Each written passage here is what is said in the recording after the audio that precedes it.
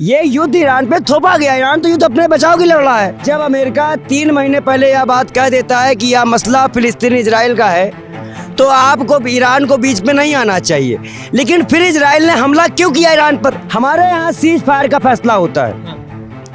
क्या ये फैसला ट्रंप देंगे कि मोदी देंगे? पाकिस्तान के लिए में ट्रंप की सहायता चाहिए। धिक्कार है जिस गृह मंत्री ने एक कौन सा कानून था कश्मीर का 370 हटाने के टाइम पे ये कहा था कि 2 दिन, अगर 2 दिन सीज फायर ना हुआ होता तो पीओके भारत का हिस्सा होता।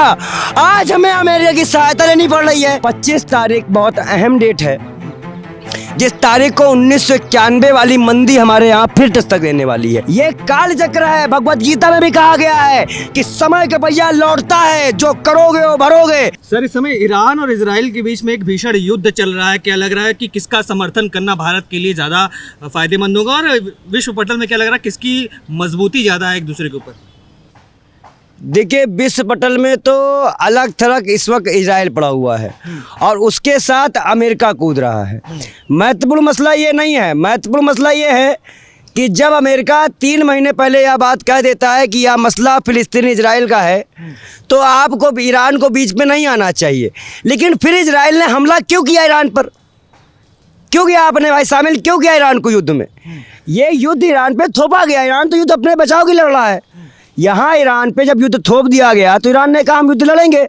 और वो अगर ये समझ रहे हो, देखिए इस वक्त जितने भी कंट्रियां हैं वो सब परमाणु रहित हैं। किसी ने बताया है, किसी ने नहीं बताया। इस टेक्नोलॉजी में आपको लगता है किसी का परमाणु नहीं होगा? एक दूसरे से कुछ ऐसे मसले आ जाते हैं, कुछ ऐसे हमारे यहाँ के प्रधानमंत्री तो समझौता भी कर देते हैं, सीज फायर कर देते हैं किसी ना किसी मसले पे। तो कोई ना कोई मसला ऐसा है कि सबके पास परमाणु है और सब लोग इसका उचित जवाब दे सकते हैं। लेकिन अगर अमेरिका अपना दादागिरी, देखो अमेरिका को बेचने हैं हथियार, उसको कराना है विश्व में लड़ाई। अभी हम आपसे पूछते हैं, हमारे यहाँ सीज फायर का फैसला होता है, क्या ये फैसला ट्रंप देंगे कि मोदी देंगे? जवाब दीजिए आप। नहीं, मोदी ने कहा कि ट्रंप ने केवल सहायता की। सहायता किस बात की सहायता? पाकिस्तान के लिए में ट्रंप की सहायता चाहिए।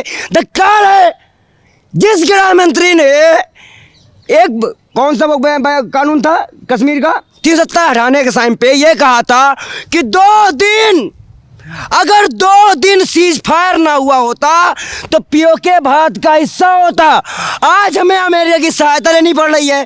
वो एक 2 कौड़ी के मरे से पाकिस्तान के लिए शर्म आनी चाहिए। फिर एक इंदिरा गांधी थी जो युद्ध लड़ी और जीत कर पूरे विश्व को बताइए कि हमारे प्रधानमंत्री, उनको बताना पड़ रहा हम युद्ध जीत के आए, हम युद्ध जीत के आए।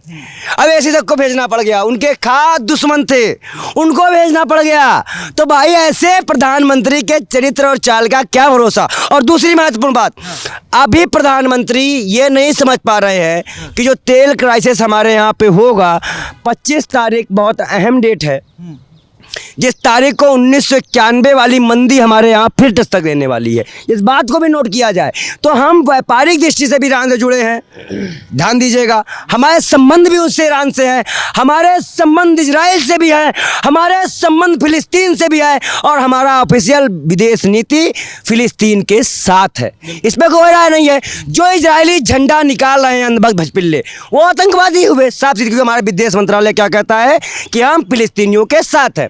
अब मसला यहाँ पे एक और आता है कि जब फिलिस्तीन में 2 साल नरसंहार चल रहा है, लगातार बम गिराया जा रहा है, तब इंसानियत की बात नहीं आई थी?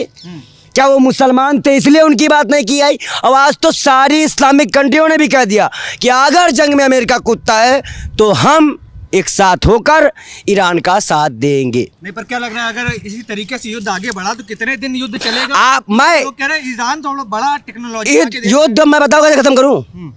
आप फिलिस्तीन की जमीन छोड़ो, इजराइल अपने दर पे वापस जाए, युद्ध खत्म। अगर आप फिलिस्तीनियों को मारोगे ये जंग कभी नहीं बंद होगी। ये आखिरी जंग है अक्सा की, अब मिट के रहेगा इजरायली। और इजरायली अगर इसी तरह जंग करता रहा तो इजराइल था हो जाएगा। एक था इजराइल था और हो ही गया। जिस तरह फिलिस्तीनी भागे हैं, अब आज इजरायली भाग रहे हैं। ये काल चक्र है, ये काल चक्र है। भगवत गीता में भी कहा गया है कि समय का पहिया लौटता है, जो करोगे वो भरोगे। आज भागना भी पड़ रहा है, भूखा कटोरा दिखाना भी पड़ रहा है, भीख भी मांगनी पड़ रही है। और अगर इतने ही पावरफुल थे, तुम तो विश्व कंट्री थे, तो देखो ऊपर वाले की लाठी में कोई कंट्री पंट्री जवाब नहीं दे पाती। अल्लाह और भगवान एक ऐसी ताकत है जिनके मानने वाले अपने अपने लोग उनको मानते हैं, और हर आदमी की आवाज़ वो सुनता है। और तभी आज इजराइल नक्शे से गायब होने की बिगाड़ में आ चुका है।